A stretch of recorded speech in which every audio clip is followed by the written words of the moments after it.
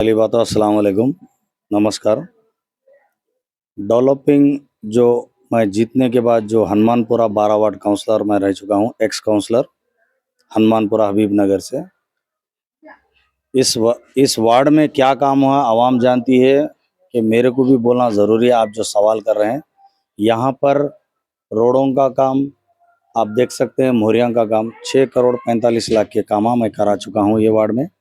हमारी आवाम जो हमारा साथ दी थी, उनके साथ रहकर जो डेवलपिंग कर रहे हैं, अल्हम्दुलिल्लाह हमारा वार्ड जो इतना कामयाबी हुआ है। तो आप बेशक आप पूछ रहे हैं, आप देख सकते हैं हमारे वार्ड में दौरा कर कर कि आपको क्या-क्या डेवलप हुआ है, क्या-क्या नहीं हुआ है, आवाम खुद भी आपको बता सकती है। अला और जो मैं कांग्रेस पार्टी से जो डेवलपिंग जो बताए आप, मैं करीब-करीब 25 साल से कांग्रेस पार्टी से कंटिन्यू हूँ। स्टेट लेवल में जनरल सेक्रेटरी भी था, यूथ कांग्रेस जनरल सेक्रेटरी था, माइनॉरिटी टाउन प्रेसिडेंट भी था, कांग्रेस पार्टी का ही बता रहा हूँ। और हाल में कांग्रेस पार्टी से जब हम सब मिलकर टीआरएस पार्टी में थोड़े चंद काउंसलर हज़ार प्रॉब्लम क्रिएट होने से गए थे, 1 साल, डेढ़ साल शायद।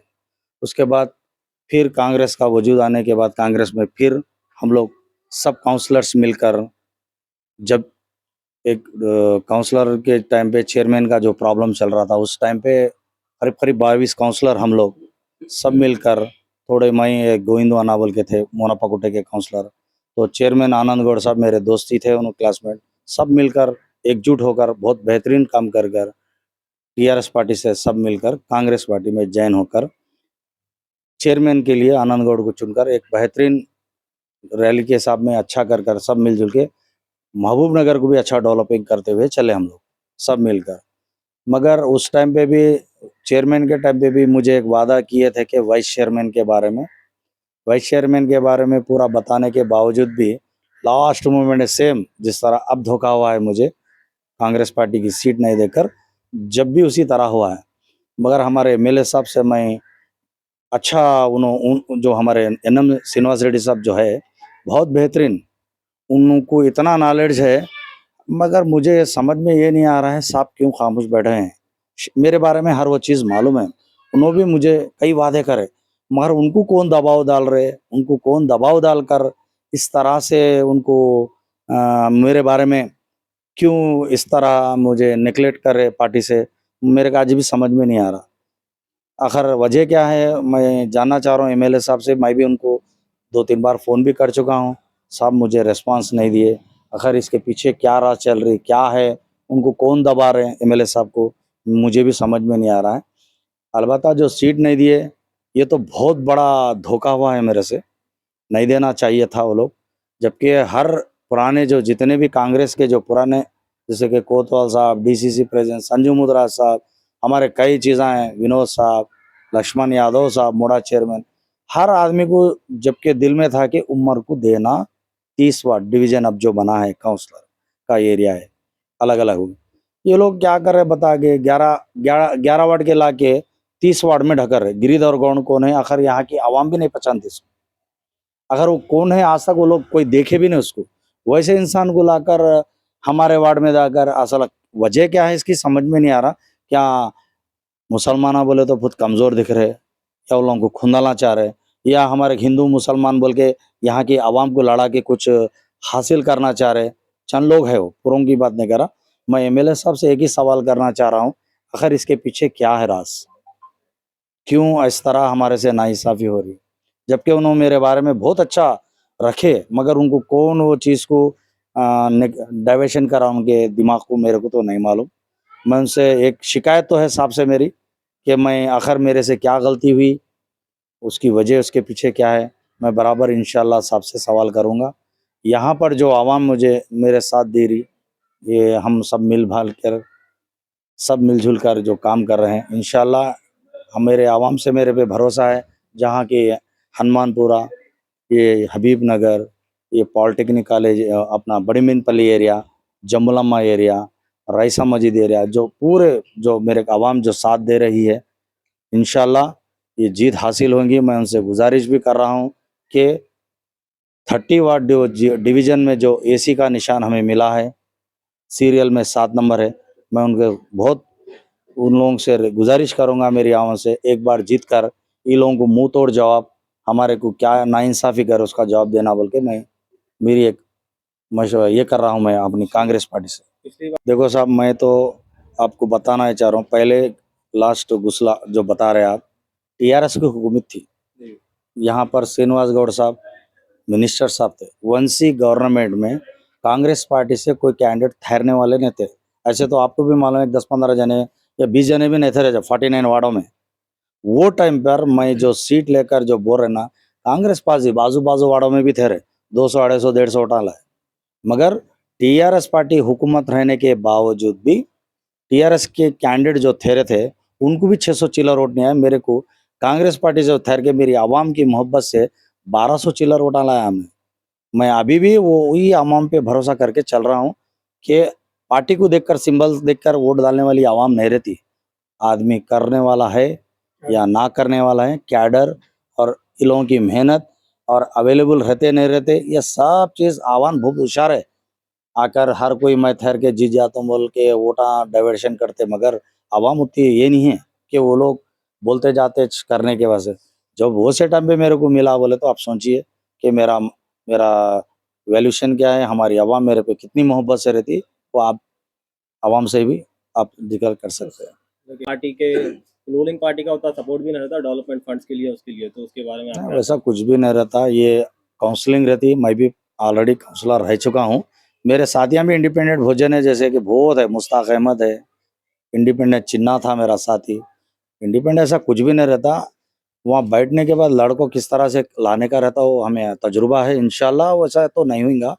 और हाँ, सवाल थोड़ा बहुत रखेंगे टागर, पर ऐसा तो कुछ भी नहीं है। हमारा मर्तबा किससे रहेगा, दूसरी पार्टी से लड़ाना पड़ता, काउंसलिंग में इसका आवाज़ उठाएंगे, बराबर उसका फंड भी अमल करेंगे, ऐसा कुछ भी नहीं है।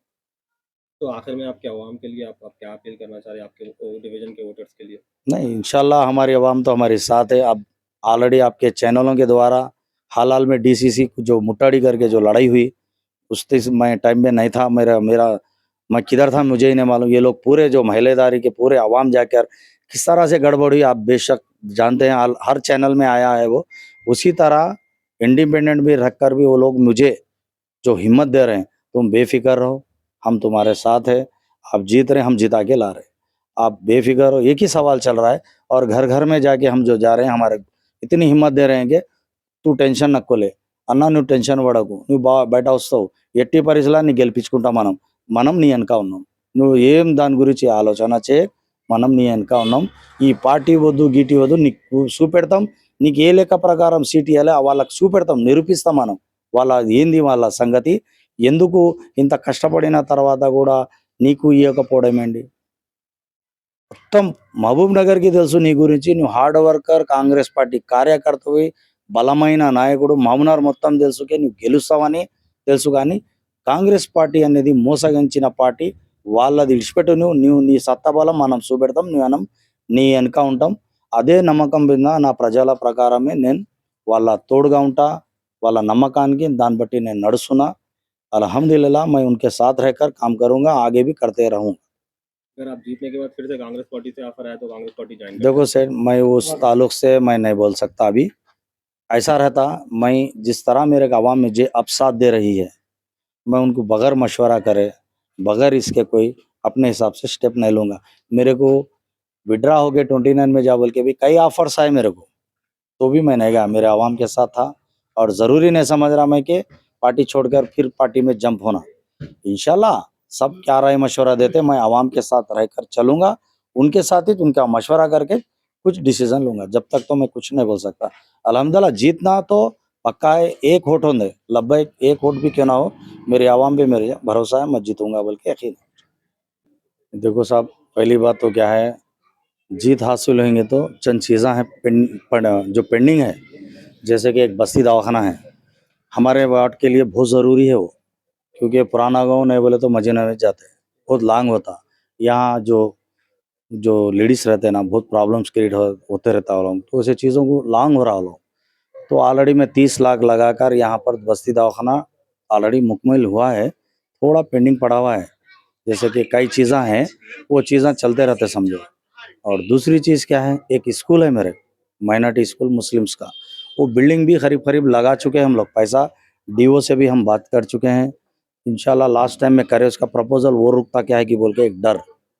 और तीसरा एक वाटर टैंक, कभी भी वो वाटर टैंक करीब एक 50 साल हो चुका है शायद, पूरा तड़खा आके टूट के गिरने के चांसेस ज़्यादा है।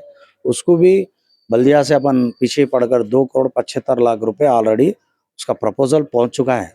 वो चीज़ को भी कल के दिन कुछ हो गया, जो नए आदमी आएंगे उन लोगों को नहीं मालूम है कौन चीज़ा, वो भी रुकता क्या है कि बोल के अपन एक चीज़ डर रहे हैं।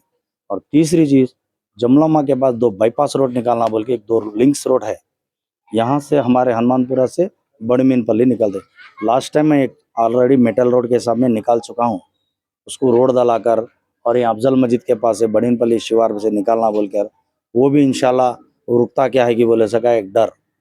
और एक लाइब्रेरी है, लाइब्रेरी का काम भी, और मैंने अपने महिला संगम का कम्युनिटी हॉल है, वो भी चंद चीज़ें का पेंडिंग है, शायद वो भी रुकते, शायद बोले सका एक डर है। समझो, मैं आवाम से एक ही गुजारिश कर रहा हूँ कि वोट को ख़राब मत करो। ये छोटे छोटे लोग 50-100 के रहते, जो ऐसे चीज़ों को देखते हुए एकजुट होकर, मैं भी शायद, मुझे भी वोट बैंक ज़्यादा नहीं आया तो मैं भी आगे वाले का सपोर्ट करूँगा। मैं आगे वाले से भी एक दुआ करूँगा कि मेरा नाम आया तो मेरे साथ रहकर मेरा साथ दीजिए, आगे चल के हमारे महल्ले के लिए डेवलपिंग का साथ दो। आपको सही भी कुछ करना बोल के आप आ रहे हैं हमारे वार्ड में, आप जो जितने भी कैंडिडेट मेरे साथ जो अपोजिशन में ठहरे, वो लोगों को भी मालूम है क्या कर सकता हूँ, तो आप लोग भी मेरा साथ दीजिए। हमारा आवाम हमारे हनुमानपुरा हबीबनगर को डेवलप करेंगे, आपका साथ रहा तो अल्हम्दुलिल्लाह घर घर डेवलप होता। ये मेरा आप सबसे एक रिक्वेस्ट है, गुजारिश है, तो इंशाल्लाह आप सब मिलकर मुझे साथ देने की कोशिश कीजिए। अस्सलाम।